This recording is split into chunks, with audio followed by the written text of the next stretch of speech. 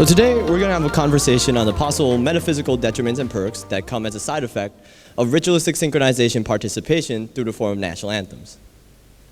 All right, I try to sound smart, but I have no idea what I just said. So let me simplify it a little bit.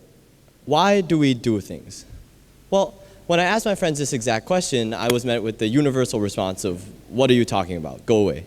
But eventually, after some thought, I received some more profound answers like, I do things because I'm forced to by my parents, I do things because I'm not dead yet, and my personal favorite, I do things because there are things that need to be done. Very cold. If you really think about it though, it could be a difficult question to articulate the answer to. Sure, deep down you understand you have these societal duties and responsibilities you just have to do. You've been taught to do for your entire life. Interestingly enough, there already exists literature on this very topic of why we do what we do. American psychologist Abraham Maslow famously developed what is now known as Maslow's hierarchy of needs.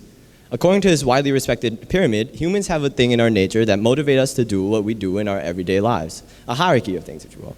We do things to fulfill our greatest potential and ultimate goal. We do things to boost our ego and feel better about ourselves.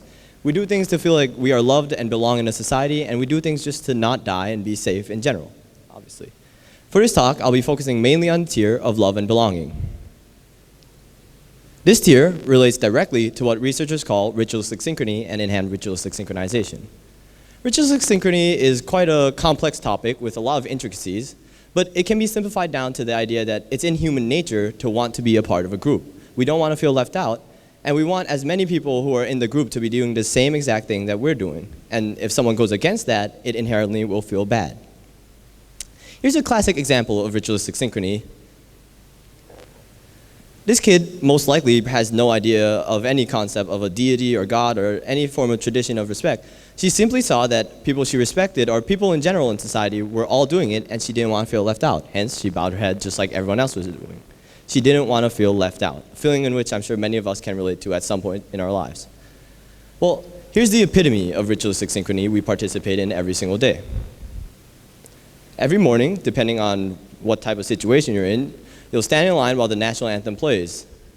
So, back to my original question, why? Well, this is slightly easier to articulate the answer to. Here's a timeline of an average person from the United States, from a middle-class family, as they go through their lives. A country in which national anthems are also very prominent, of course. First, in kindergarten, you're taught to memorize things like 1, 2, 3s, your alphabet, the ABCs, animals, dog, cats, monkeys, whatever, right? Eventually, you're going to have the national anthem memorized since you hear it every morning. So, you're probably going to ask, since you're a curious kid and kids are annoying and ask a lot of questions, why? Why do we have to do this? Why do we have to stand for this direct song, this specific song? To which the teacher will explain the importance of loving and respecting your country through this ritual. That means that you love your country if you do this. Next, when you make it up to elementary school, all the way up until high school, you begin to be taught exactly what you're loving and respecting, what to be proud of. You begin to think, usually through the form of history, you begin to think, wow, I have to continue showing respect and love for my country because of all these heroes and people who sacrificed so much to have the country I live in and love today. Next, when you begin to become a fully formed adult, you form political ideas, usually identifying with a group or opinion you agree with, and this sense of nationalism just increases more and more, and it's been so installed into your brain that you begin to resent and persecute those who don't share the same opinions, and those who don't share the same sense of nationalism, those who don't agree with how to make the country a better place, and ultimately, those who don't participate in the same forms of ritualistic synchrony. Well, although this is a specific example of the United States, it remains highly applicable to many nations around the world, actually. We as a society love instilling values of nationalism into kids while they're young because it's important. We need nationalism as a society. There's pride in our country that leads us to strive for change, better ourselves and the people around us, and just generally make the world a better place one country at a time. However, the reason for this talk, and what many people fail to consider as a matter of fact, is that it can have its downsides as well. Since no one really likes looking at research papers and all that, I decided to take a different approach. I decided to examine music as a source of possible cons of national anthems. And who doesn't love Radiohead? So, in their track, titled The National Anthem appropriately, a track just under 6 minutes long, they decided to try to shed some light on the possible cons of national anthems and nationalism, while also making a comment on the objectives and motivations between national anthems as a whole. Sorry. For a track just under 6 minutes long, the lyrics are quite repetitive, while also insinuating that it's this fear of straying from the established ritualistic synchrony, this fear of being left out, that forces listeners into conformity and a sense of helplessness and leads them to be easily manipulated, all for the sake of the greater good of the nation, and rarely for the sake of the benefit of the individual. In comparison, here's a translation of the Russian national anthem. Similarly to the Radiohead track, Far in Red repeats multiple times. Both tracks also happen to share multiple musical codes that are common in many national anthems around the world, according to Professor Cerullo out of Rutgers University. These musical codes include things like trance-inducing bass lines, especially in the Radiohead tracks, and even more prominently, blaring horn instruments that are designed to get listeners more riled up and excited about the lyrics. The lyrics in which could contain matters of glorifying bad behavior and even blind nationalism, all for the sake of the nation. So some might say that these musical codes are put there on purpose to try to manipulate as many listeners as possible and control as many listeners as possible into the form of conformity, all for the greater good of the nation. In the worst cases, this could lead to things like extremists, killing creativity, and even killing freedom of speech. The Colin Kaepernick situation is a prime example of the latter.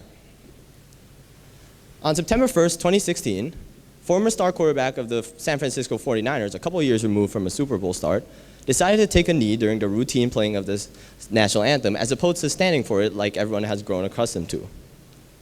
Why? Well, in his mind, he was doing so as a sort of peaceful plea to society.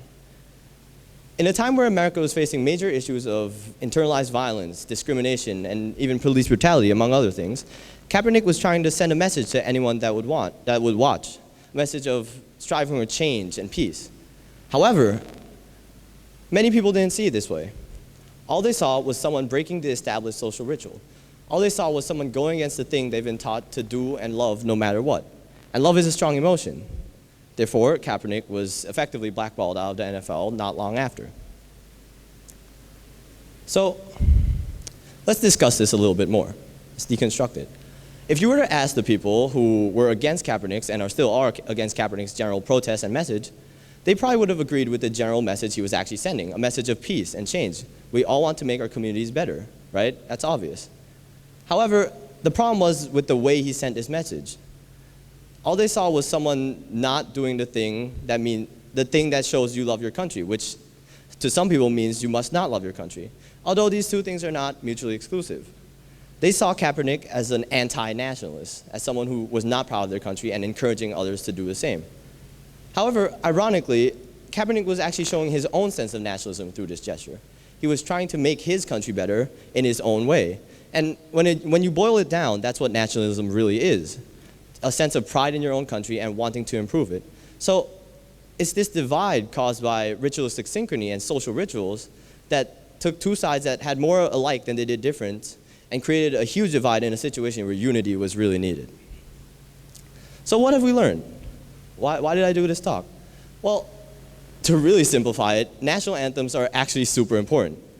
Because we need nationalism. It's this pride in our communities and countries that just lead us to strive for change. And without nationalism, we wouldn't have any developments in our society at all. We would be complacent. However, we have to keep focus on shedding light on this idea of blind nationalism, because blind nationalism and mindless following can be very harmful to any society. And we must focus on staying aware of why.